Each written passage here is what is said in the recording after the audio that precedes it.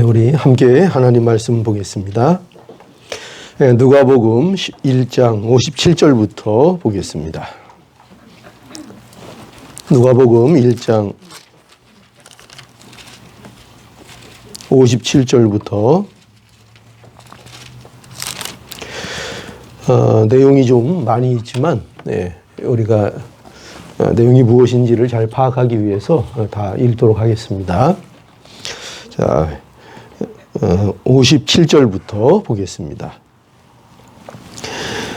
엘리사벳이 해산할 기한이 차서 아들을 낳으니 이웃과 친족이 주께서 저를 크게 긍휼히 여기심을 듣고 함께 즐거워하더라. 8일이 되매 아이를 할례하러 와서 그 부친의 이름을 따라 사가랴라 하고자 하더니 그 모친이 대답하여 가로되 아니라 요한이라 할 것이라 하매 저희가 가로되 내 친족 중에 이 이름으로 이름한 이가 없다 하고 그 부친께 형용하여 무엇으로 이름하려 하는가 물으니 저가 서판을 달라 하여 그 이름은 요한이라 쓰매 다 기히 여기더라. 이에 그 입이 곧 열리고 혀가 풀리며 말을 하여 하나님을 찬송하니 그 근처에 사는 자가 다 두려워하고 이 모든 말이 온 유대 산중에 두루 퍼지매 듣는 사람이 다 이 말을 마음에 두며 가로되 이 아이가 장차 어찌 될꼬 하니 이는 주의 손이 저와 함께 하심이로라. 그 부친 사가랴가 성령의 충만함을 입어 예언하여 가로되 찬송하리로다. 주 이스라엘의 하나님이여 그 백성을 돌아보사 속량하시며 우리를 위하여 구원의 뿔을 그 종 다윗의 집에 일으키셨으니 이것은 주께서 예로부터 거룩한 선지자의 입으로 말씀하신 바와 같이 우리 원수에게서와 우리를 미워하는 모든 자의 손에서 구원하시는 구원이라. 우리 조상을 긍휼히 여기시며 그 거룩한 언약을 기억하셨으니 곧 우리 조상 아브라함에게 맹세하신 맹세라. 우리로 원수의 손에서 건지심을 입고 종신토록 주의 앞에서 성결과 의로 두려움이 없이 섬기게 하리라 하셨도다. 이 아이여 내가 지극히 높으신 이의 선지자라 일컬음을 받고 주 앞에 서서 가서 주 앞에 앞서가서 그 길을 예비하여 주의 백성에게 그 죄사함으로 말미암는 구원을 알게 하리니 이는 우리 하나님의 긍휼을 인함이라. 이로써 돋는 해가 위로부터 우리에게 임하여 어두움과 죽음의 그늘에 앉은 자에게 비치고 우리 발을 평강의 길로 인도하시리로다 하니라. 아이가 자라며 심령이 강하여지며 이스라엘에게 나타나는 날까지 빈들에 있으니라. 아멘. 오늘 읽은 이 본문의 말씀은 보는 바와 같이 요한의 출생을 기록하고 있는 내용입니다. 요한은 누구인가 하면은 세례 요한인데 이 세례 요한은 예수님께 세례를 베풀었던 그 인물입니다. 이 요한은 광야에서 석청과 메뚜기를 먹으면서 회개하라를 외쳤던 그런 인물입니다. 회개하라, 천국이 가까웠다. 이렇게 광야에서 외쳤던 인물로 아주 유명한 성경적 인물이 바로 세례 요한입니다. 그의 그 사역이 얼마나 그 강력했고 얼마나 인상 깊은 것이었는지 그래서 많은 당시의 사람들이 이 세례 요한을 특별한 사람으로 생각을 했고 그리고 실제로 많은 제자들이 그 밑으로 몰려들었습니다. 그래서 굉장히 어떻게 보면 영적으로 특별한 대우를 받던 그런 선지자로서 이스라엘 사람들이 인정했던 그런 인물이 바로 이 세례 요한입니다. 그래서 많은 대중들의 관심을 받았습니다. 이 말씀, 그러니까 누가복음을 기록하는 이 누가도 바로 이 세례 요한에 대하여 굉장히 많은 관심이 있었습니다. 오늘 이 본문만 봐도 요한에 대한 출생에 대한 기록을 기록하고 있고, 그리고 또 이 요한에 대한 이 출생의 기록이 놀랍게도 예수님이 나시는 내용보다 더 깁니다. 그러니까 어떻게 보면 주객이 전도된 것 같은 느낌마저 들 정도로 이 세례 요한의 출생에 대해서 각별하게 이 누가가 관심을 보이고 있고, 그 많은 부분들을 이 누가복음의 초반의 기록에 이 세례 요한을 나타내는 일에 기록하고 있는 것을 우리가 보게 됩니다. 그런데 이 누가가 이 요한에 대하여 이렇게 관심을 갖는 것은 주인공을 밝히고 싶은 겁니다. 주인공을. 그러니까 누가 주인공이냐. 그러니까 예수님이 주인공이라. 그러니까 쉽게 얘기해서 결론적으로 얘기하자면 예수님이 주인공이라는 것을 증거하고 싶었던 겁니다. 그러니까 다시 말해서 누가는 마리아에게서 나신 예수님이 하나님이 이루시는 구속 사역의 주인공이라는 겁니다. 그러니까 이것을 누가는 이 기록을 통해서, 이 증거를 통해서 보여주고 싶은 겁니다. 그래서 누가는 이 요한과 예수님의 관계를 분명히 하고 있고, 그러니까 우리에게 분명히 알리고 싶은 거죠. 이 내용을 읽는 자들에게, 또 이 복음을 듣고 예수를 믿고 있는 자들에게, 또는 더 정확하게 얘기하면 이방인들로서 복음을 듣고 이 복음의 말씀을 듣고 구원을 받은 자들에게, 그들의 신앙에 있어서 가장 중요한 게 뭘까요? 그건 예수 그리스도에 대한 거죠. 예수 그리스도가 누구이고, 그리고 예수 그리스도로 인하여 우리에게 실제적으로 일어난 일이 무엇인가, 하나님께서 무엇을 이루셨는가를 이제 분명히 알리고 싶은 것입니다.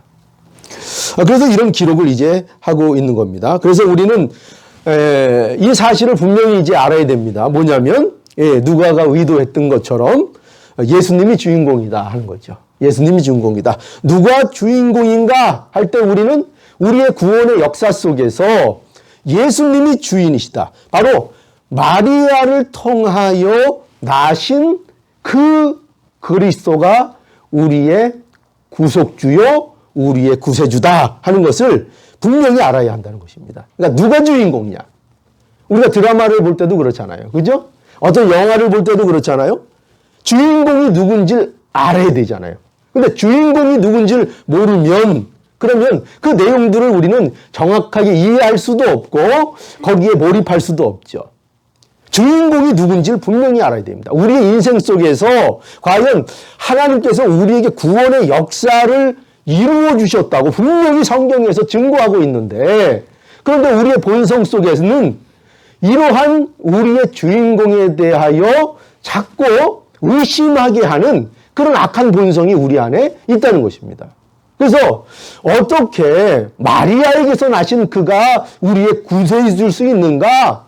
어떻게 그렇게 유명하지도 않고 그렇게 자격이 있는 것 같지도 않고 그렇게 비천한 자의 몸에서 난 그런 연약한 자가 어떻게 우리의 구세주가 될 수 있는가? 이런 생각들이 우리 믿는 자들의 마음속에도 때로는 의심으로 우리의 본성 속에서 꿈틀거릴 수가 있다는 것입니다. 그래서 그것이 흔들리면 우리의 인생 속에, 우리의 구원의 역사 속에 누가 주인공이신가 하는 이 문제가 우리에게 분명하지 않고 우리에게 흔들리게 되면 우리가 분명한, 명확한 하나님의 사람으로서 살아가기가 굉장히 곤란해진다는 것입니다. 그래서 우리는 이 말씀을 통해서 누가가 위도했던 것처럼 우리에게 이 말씀을 주어서 무엇을 우리에게 꼭 알리고 싶은 것인가? 바로 예수님이 마리아로부터 나신 그 예수 그리스도가 우리의 구속사의 주인공이신 우리의 구주이시다. 이걸 분명히 하고 있다고 이 말씀을 통해서 우리는 볼 수 있어야 하는 것입니다. 그래서 여러분 그 요한복음 17장 3절에 우리 잘 아는 말씀 영생은 뭐냐 가르쳐주고 있죠. 영생이 뭘까요? 영생은 곧 유일하신 참 하나님과 그 보내신 자 예수 그리스도를 아는 것이다. 이렇게 영생을 말하고 있습니다. 그러니까 영생은 뭐냐면요. 영생은 예수 그리스도를 아는 것인데 예수 그리스도를 안다는 것은 예수 그리스도를 인격적으로 만나는 것입니다. 인격적으로. 그저 정보로서 예수를 아는 것이 아니라 인격 대 인격으로서 나의 인격적인 존재로서 예수 그리스도를 아는 겁니다. 그러니까 경험적으로 아는 것입니다. 경험이 되는 것입니다. 내 인생 속에서 예수님은 이론이 아니고 내 인생을 바꾸시는 나를 실제로 다른 인생으로 살게 하시는 경험으로서의 예수 그리스도가 나에게 있는 것입니다. 그것이 나의 삶 속에 있는 것. 바로 이것을 예수 그리스도를 안다 하는 것이고 바로 이처럼 예수 그리스도를 아는 것 이것을 오늘 말씀대로 얘기하자면 예수 그리스도가 나의 삶의 주인공이 된 것입니다. 나의 주인이 된 것입니다. 나의 삶에 있어서 예수님이 조연이 아니라 나의 삶 속에서 주인공이 되셨다는 얘기입니다. 그렇게 예수님이 진정한 나의 삶의 주인공이 되고 주인이 되셨다는 것이 바로 우리가 영생 가운데 있다는 것입니다. 영생. 그러니까 영생은 그저 이론적인 게 아니고 그저 막연한 게 아닙니다. 영생은 뭐라고요? 예수 그리스도를 아는 것입니다. 그를 경험적으로 내가 만나는 것입니다. 예수 그리스도가 실제로 나의 마음의 중심에서 나를 움직이는 동력이 되는 것입니다. 그러한 삶으로 살아가는 것을 영생을 살아가는 것이라 이렇게 말할 수 있지요. 그래서 영생을 우리에게 주시는 우리 구속사의 주인공이 누구시라고요? 예수 그리스도입니다. 영생이 예수 그리스도 그 주인공이 주인공 되지 않으면 우리에게 있어서 영생은 우리의 것이 될 수 없습니다. 누가 우리의 주인공이 돼야 돼요? 예수님. 나는 언제나 뭐가 돼야 돼요? 예수님 앞에 조연이 되어야 됩니다. 조연이. 내가 주인공이 돼서는 안 됩니다. 내 인생이라고요? 그러나 주인공은 하나님이시고 예수 그리스도입니다. 요한복음 2장에 가니까요. 에베소서 2장 11절에서 13절 보니까 그때에 너희는 그리스도 밖에 있었고 이게 다 지금 누구를 얘기하고 있는가? 우리들에 대해서 얘기하고 있습니다. 우리들의 과거. 우리는 어떤 자들이었는가? 예수님을 알기 이전에 예수님이 우리의 주인공이 되시기 전에 우리는 어떤 자들이었는가? 그때 너희는 그리스도 밖에 있었고 이스라엘 나라 밖의 사람이라 언약의 약속의 언약들에 대하여 외인이요. 이런 표현들을 잘 보시죠. 외인입니다. 그 안에 있지 않았습니다. 약속의 언약들에 대하여 외인이었습니다. 거기 바깥에 있는 자들이었습니다. 그 약속이 상당히 어떻게 보면 없는 자들처럼 살았습니다. 또 세상에 소망이 없고 하나님도 없는 자이더니 이제는 전에 멀리 있던 너희가 그리스도 예수 안에서 그리스도의 피로 가까워졌느니라. 아멘. 여러분 이걸 알아야 됩니다. 뭘 알아야 되는가? 우리가 얼마나 하나님과 가까워질 수 없었던 존재인가? 얼마나 멀리 있었던 존재인가? 여러분 하나님의 백성이라고 했던 이스라엘도 하나님을 거부했습니다. 그렇죠? 그러면 우리와 같은 이방인은 도대체 하나님과 얼마나 멀었던 것입니까? 얼마나 하나님을 알아볼 수 없고 얼마나 하나님을 섬길 수 없고 하나님의 것을 우리의 것으로 가질 수 없는 얼마나 하나님과 동떨어진 자들이었습니까? 이스라엘도 그랬는데요. 이것이 바로 우리들의 처지였습니다. 우리는 모두 이방인들이었습니다. 그런데요, 이런 우리를 마리아에게서 나신 예수 그리스도가 하나님의 자녀가 되게 하셨다는 것입니다. 이 일에 누가 주인공이 되셨습니까? 예수님이 주인공이십니다. 여러분, 예수님이 우리의 유일한 구속자입니다. 이것을 우리는 언제나 너무나 당연한 것 같지만 우리가 이것을 살면서 잊어버리고 자꾸 누가 주인이 되려고 그래요? 내가 주인공처럼 살려고 합니다. 예수님이 우리의 구속사역의 주인공이십니다. 그래서 예수님을 만나면 내가 누군지를 알게 되는 겁니다. 왜요? 누가 주인공이니까? 예수님이 주인공이니까요. 예수님을 만나면 우리에게 나타나는 참으로 복되고 놀라운 일이 뭐냐? 그러면 내가 누군지를 압니다. 그러면 반대로 예수님을 만나지 못하면 뭘 모를까요? 예수님을 만나지 못하면 뭘 모를까요? 도대체 내가 누군지를 모릅니다. 내가 이 세상에 왜 왔는지, 내가 무엇을 위해 태어난 존재인지 그것을 모르고 살게 됩니다. 여러분, 안타깝게도 여러분들이 예수님을 모르고 있을 때, 그때는 어떤 시대였어요? 살고 있는데 내가 누군지를 모르고 살았던 시대입니다. 알 수 없었습니다. 그 순간들은 아무리 우리가 복되게, 아무리 가치 있게, 아무리 열심히 살았다고 했을지라도 예수 그리스도를 만나지 못한 그 인생은 다 자기가 주인공이 되어서 자신의 진정한 위치가 어디인지를 모르고 살았다 하는 것입니다. 질서가 없었습니다.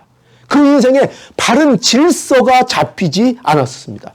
여러분, 내 인생에 있어서 참된 질서가 생기고 참된 평화가 생기는 것은 오직 예수님께서 우리의 주인공이, 나의 주인공이, 나의 주인이 되실 때에 비로소 참된 삶의 질서가 잡히게 되는 것입니다. 또한 참된 평강이 있게 되는 거죠. 그래서 오늘 이 세례 요한의 출생의 말씀이 바로 그것을 우리에게 보여주기 위하여, 누가 주인공인가를 확실하게 보여주기 위하여 우리에게 주시는 말씀입니다. 자, 그래서 여기 보면은요, 57절에 보니까 여기 엘리사벳이 해산할 기한이 차서 아들을 낳으니 그랬습니다. 아들을 낳으니. 또 58절에 그러니까 또 이웃과 친족들이 주께서 저를 크게 긍휼히 여기심을 듣고 함께 즐거워하더라. 이렇게 말씀합니다. 굉장히 기쁜 일이 일어난 거죠. 나이가 많아서 이제 해산할 수 없는, 아이를 가질 수 없는 그런 스가랴 그리고 엘리사벳이었는데 하나님께서 수태할 수 있도록 은혜를 주시고, 그리고 또 해산할 기한이 이제 차서 아들을 낳게 되었습니다. 그러니까 얼마나 기뻤겠습니까? 뭐 집안의 잔치가 벌어지고 전부 다 함께 즐거워했죠. 그래서 이웃과 친족들이 참 하나님의 놀라우신 긍휼이 임했다, 이렇게 여기면서 또 함께 즐거워했습니다. 그런데 이 요한의 출생에 있어서 여기 보면 특별히 요한의 이름을 짓는 일에, 요한의 이름에 대한 이슈가 여기 부각되고 있는 것을 우리가 이 본문 속에서 보게 됩니다. 이 문제는 여기에만 나타나는 것이 아니라 벌써 앞에서부터 이 요한의 이름에 대해서 거론이 됩니다. 그래서 누가복음 1장 13절에 보면 이렇게 말씀하고 있죠. 천사가 일러 가로되 사가랴여 무서워 말라. 너의 간구함이 들린지라. 내 아내 엘리사벳이 내 아들을 낳아주리니 이름을 요한이라 하라. 그래서 벌써 천사가 이미 이 일을 알려주었습니다. 그런데 이 사가랴가 굉장히 경건하고 또 율법도 잘 지키는 그런 그 제사장 직분을 맡은 그런 사가랴인데, 이 사가랴가 이 말씀을 믿지 않았습니다. 믿지 않았습니다. 그래서 어떤 일이 벌어졌는가 하면은, 보라, 이 일이 되는 날까지 내가 벙어리가 되어 능히 말을 못하리라 고 해서 사가랴가 벙어리가 되었습니다. 벙어리가 되었습니다. 그리고 이제 이 사가랴의 아내 엘리사벳이 아들을 낳게 되고, 그 아들의 이름을 놓고 이제 논란이 일어났습니다. 논란이. 그래서 당시 유대인들은 이 아들을 낳고 8일이 되면 이웃과 친족들을 다 모아서 할례를 행하고, 그죠? 할례를 행하고, 할례는 왜 행하는 거죠? 하나님의 백성이다, 이런 뜻입니다. 그죠? 그래서 할례를 행하고 또 그 이름을 정했습니다. 그런데 그 이름을 지을 때에 보통 유대의 관습에 의하면 어떻게 지었는가 하면은, 그 부친이나 친족들의 이름을 따라 그 이름을 정하는 것이 일반적인 원칙이었습니다. 그래서 그 관습대로 부친의 이름을 따라 사가랴라고 하자, 이렇게 이제 친족들이, 거기 모인 사람들이 다 건의를 했습니다. 그런데 이에 대해서 누가 반대했죠? 엘리사벳이 반대하고 요한이라고 부르자, 이렇게 했습니다. 그러니까 굉장히 사람들로서는 당황스러운 일이 이제 벌어지게 된 거죠. 그 시대에 여자가 무슨 발언권이 있었겠습니까? 그런데 이 중대한 문제에 있어서 엘리사벳이 요한이라고 하자, 이렇게 이제 얘기하게 된 것입니다. 그래서 친족들은 그렇게 이제 반응이 어떻겠죠? 반응이 그런 이름은 내 친족 중에 없다. 그러면서 이런 것은 경우에 맞지 않는다 하고 또 그것을 받아들이지 않았습니다. 그때에 이제 그 사가랴가 지금 말을 못하는 신세가 되었는데, 말을 못했다는 것은 단지 말만 못한 게 아니라 듣지도 못하는 상태입니다. 그러니까 벙어리가 된 것입니다. 그런데 여기 보면은, 그래서 이 62절에 보면 그 부친께 형용하여, 이렇게 되어 있습니다. 형용하여. 형용했다는 것은 이렇게 그 표현을 어떤 의사를 몸짓이나 글 이런 것으로 설명했다는 것입니다. 형용하여 무엇으로 이름하려 하는가 물으니, 그러니까 요한이 서판을 달라, 쓸 것 달라, 그래가지고 이름을 써서 줬는데 그 이름이 뭐였다는 거예요? 요한이었다는 겁니다. 그래서 그렇게 하자마자 스가랴의 입이 곧 풀리고 혀가 풀려서 말을 하여 하나님을 찬양했다. 이렇게 말씀하고 있습니다. 여러분, 우리 한번 생각해 보죠. 왜 이렇게 이름의 문제가 부각됐을까요? 왜 이렇게 도대체 이 말씀 속에서 이 요한의 이름을 정하는 문제를 가지고 이렇게 부각시키고 있는가 하는 것입니다. 그것은 우리가 이것을 알면 됩니다. 이름이라는 게 뭐예요? 이름 우리가 보통 지금도 그렇게 이해할 수 있지만, 특히 그 당시 이름이라고 하면, 이름은 어떤 사람이 될지를 나타내는 것입니다. 이름은 그 사람이 어떤 사람인지를 나타내는 것입니다. 그러니까 즉 이 아이에게 짓는 이름은 이 아이가 어떤 사람이 될 것인가를 의미하는 의미에서 이름이 주어지고 있다는 것이죠. 그래서 66절에 보면 사람들이 뭐라고 했다고요? 이 아이가 장차 어찌 될꼬. 이 아이가 도대체 앞으로 무엇이 될꼬, 어떤 사람이 될꼬, 어떤 존재가 될꼬, 무엇을 하는 사람이 될꼬, 이렇게 했다는 것입니다. 왜냐하면 이 아이의 이름이 지금 놀랍게도 그들이 원하는 방식으로 정해지지 않았기 때문입니다. 그러니까 그들이 원하는 방식은 어떤 방식일까요? 옛 방식입니다. 옛날 방식. 그러니까 옛 질서에 의해서 정해져야 하는데, 그런데 이 요한의 이름이 옛 방법, 그들이 지금까지 고수했던 옛날 방식으로 정해지지 않았다는 것을 보여주고 있습니다. 그러니까 이 아이의 이름이 누구에 의해서 정해졌다고요? 하나님에 의해서 정해졌다 하는 것입니다.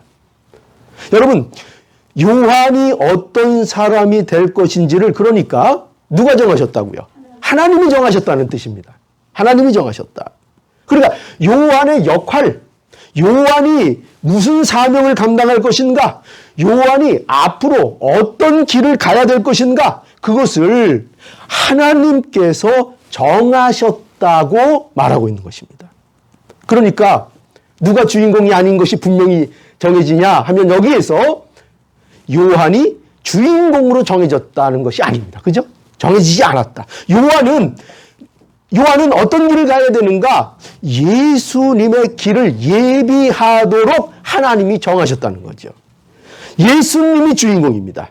요한은 그를 나타내는 조연입니다. 이것을 분명히 하고 있는 것입니다. 이것을. 여러분, 그래서 이게 왜 중요한가? 이 문제가 왜 이렇게 부각되고 있는가 하면 바로 예수 그리스도 안에서 하나님께서 우리에게 정하시는 것들이 있습니다. 우리도 하나님이 이 정하신 대로 살아야 하는 것입니다. 이게 무슨 말인가? 운명론자가 되라. 그런 얘기를 하는 것이 아닙니다. 우리가 하나님이 정하신 대로 살아야 한다는 것은 예수님이 주인공이 되시고 우리는 조연이 되는 삶이 우리에게는 가장 복된 삶으로 정해졌다는 것입니다. 누가 주인공이에요? 예수님이. 우리는 뭐예요? 우리는 조연입니다. 우리는 철저하게 조연입니다. 이것을 착각하면 안 됩니다. 이것을 잃어버리고 내가 주인공이 되려고 할 때 우리는 참된 행복을 만날 수 없습니다. 여러분, 사가랴는 사람들은요, 다 누가 되기를 원하는가? 어떻게 살기를 원하는가? 사가랴가 되기를 원합니다. 사가랴가 되기를 원하고, 사가랴로 산다는 것은 바로 옛 방식을 얘기합니다. 그 옛 방식이 뭘까요?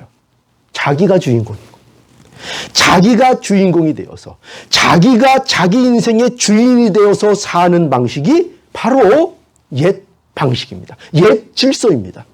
그런데 이런 사가랴에게 하나님이 새로운 방식을 주신 것입니다. 새로운 방식. 그 새 방식이 뭐예요? 그 아들을 요한이라고 하는 것입니다. 하나님이 정하신, 그러니까 요한으로 살도록 하는 것입니다. 하나님이 정하신 대로 사는 것입니다.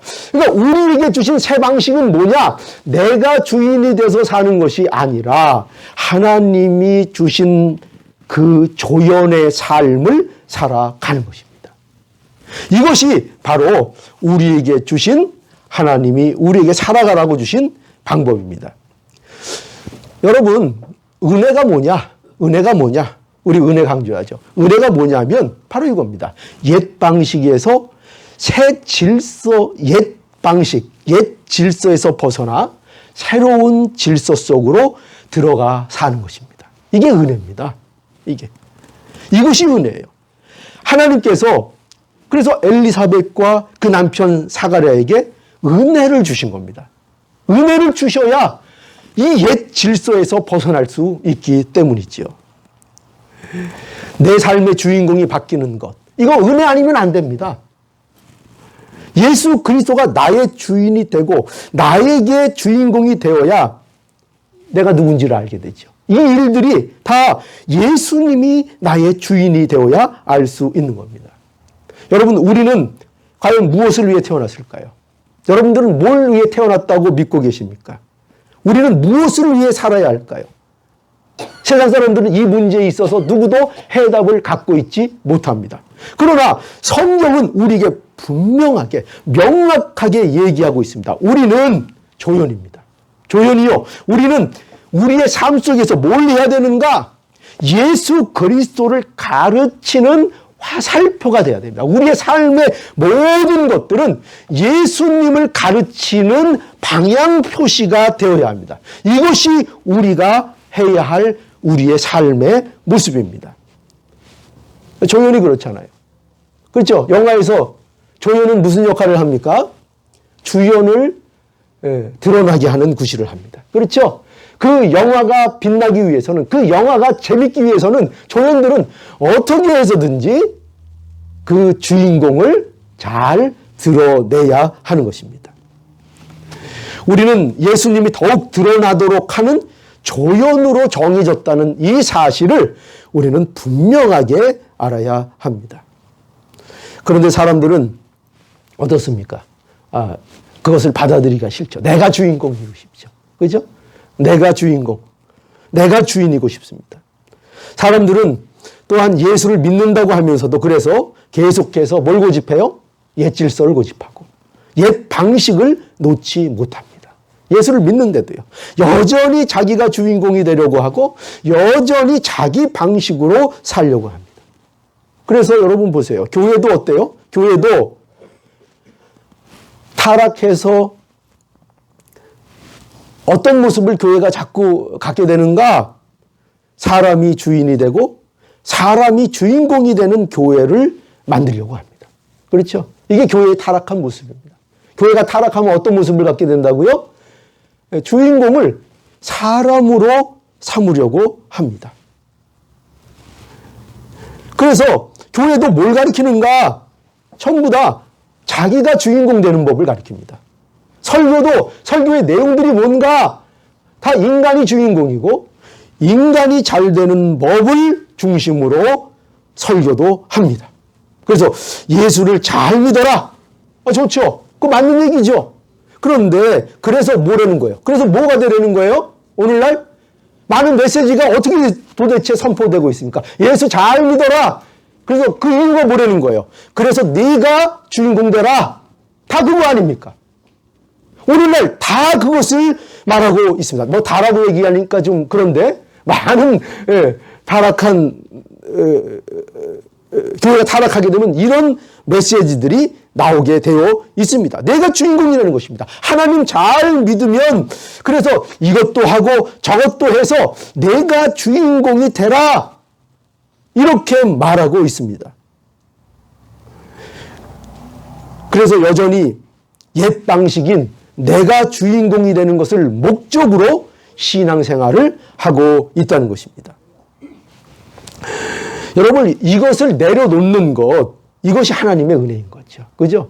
세상은 전부 다 자기가 주인이 돼서 살려고 하는데 과연 이것을 누가 내려놓을 수 있습니까?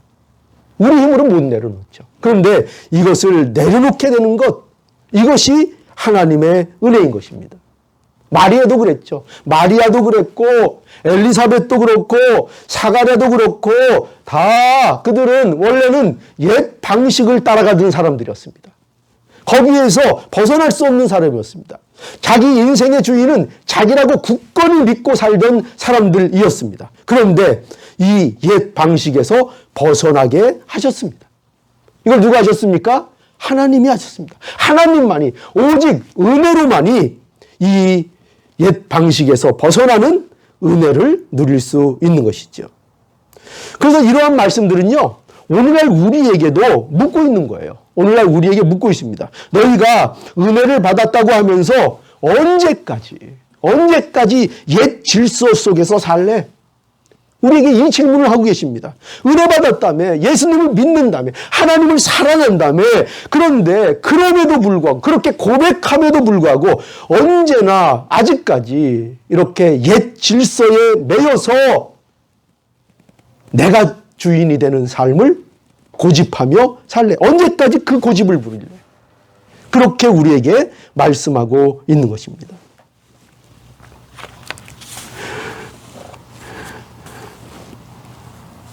여러분, 내가 주인공이 되는 삶보다 예수님이 주인공이 되는 삶이 우리에게 진정한 행복을 준다는 것을 잊지 않기를 바랍니다. 내가 주인공 되는 삶보다 누가 주인공이에요? 예수님이 나의 삶의 주인공이 될 때 우리는 진정으로 행복하다는 것을 우리는 잊지 않아야 합니다. 자, 그래서 보세요. 여기 사가랴가 이제 성령이 충만해서 어떻게 예언하는가를 보세요. 자, 여기 오늘 본문에 보면 또 뭐가 나오죠? 67절에 보면 사가랴의 예언이 나옵니다. 사가랴가 예언합니다. 성령이 충만해서 예언을 합니다. 근데 이 예언이라는 것은 자기 마음대로 이렇게 뭐 미래의 일을 얘기하고 뭐 그런 식의 예언을 말하는 것이 아니라 이 예언이라는 것은 하나님의 뜻을 계시하는 것이 예언입니다. 계시입니다. 계시. 알리는 것. 하나님의 뜻이 무엇인지를 나타내는 것입니다. 자, 그렇게 예언을 하는데 그 내용은 놀랍게도 뭐냐면은 마리아에게서 나실 예수를 다 말하고 있는 것입니다. 그러니까 여러분 이걸 아십시오. 성령 충만이 바로 이런 겁니다. 성령 충만.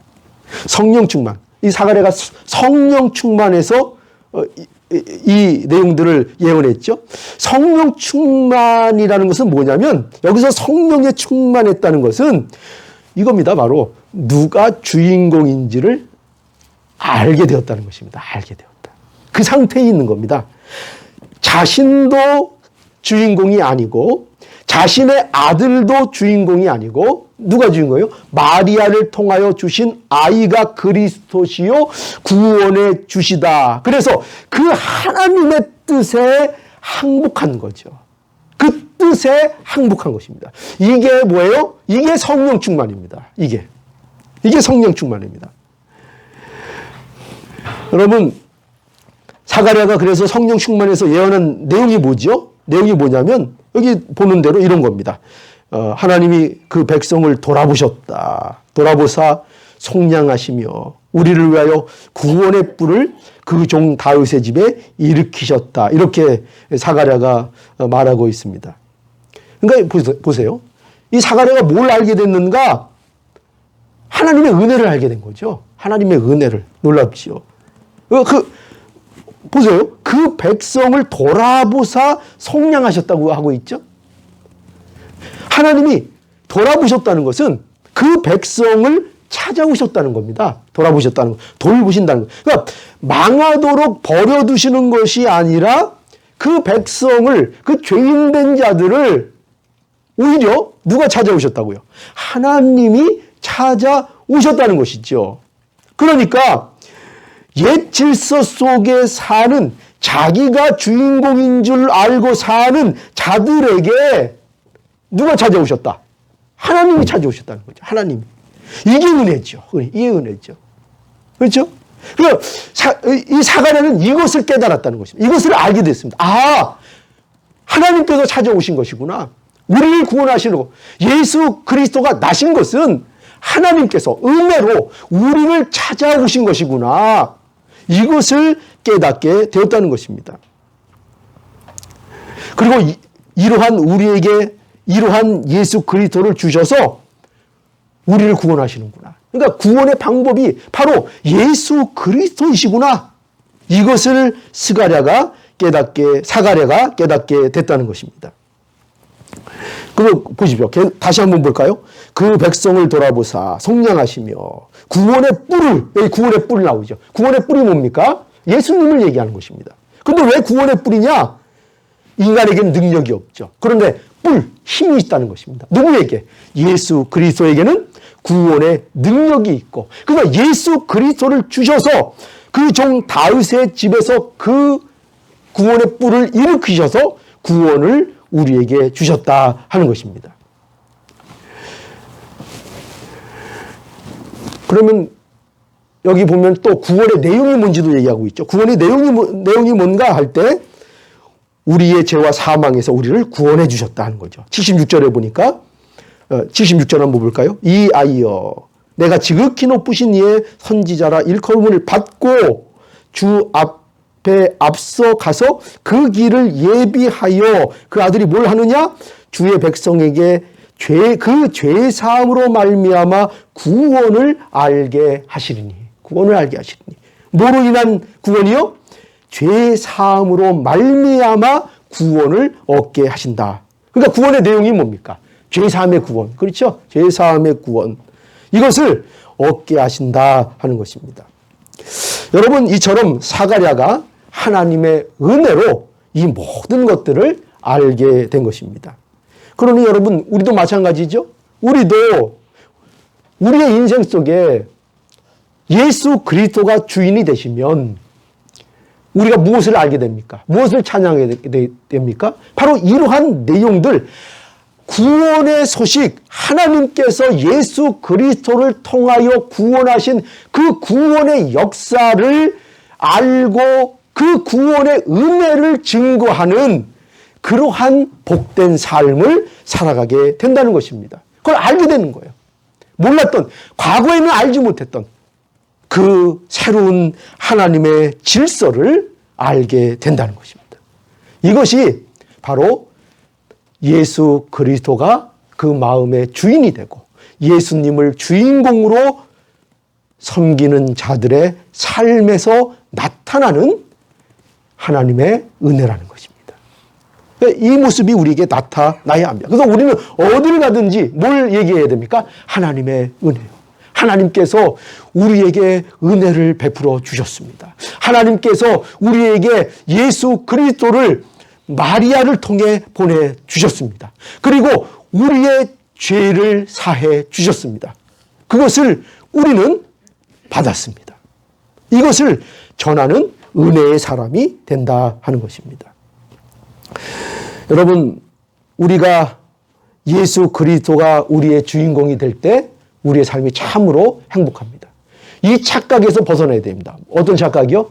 내가 주인공이 되면 내가 행복할 것 같은 그 오해와 착각이요. 이것을 오늘도 끊임없이 마귀는 우리에게 주십니다. 아니, 그건 말도 안 돼. 어떻게 내가 주인이 아니고 예수가 나의 주인이 될 때 더 행복할 수 있어. 나는 그럼 뭐야? 나는 그럼 아무것도 아니란 말이야. 마귀가 계속 우리에게 그 시험을 우리 마음에 줍니다. 우리는 분명히 알아야 합니다. 예수님만이 나의 주인이시고 예수님만이 나의 구속의 주인공이십니다. 이것을 언제나 아는 자가 소망을 잃지 않고 살아갈 수 있습니다. 하나님 아버지, 나의 오늘도 주인이 되어 주어서 오늘도 예수 그리스도 안에서 나를 다스려 주시옵소서. 이 고백으로 인하여 우리가 항상 행복할 수 있는 하나님의 자녀들이 모두 될 수 있기를 간절히 바랍니다.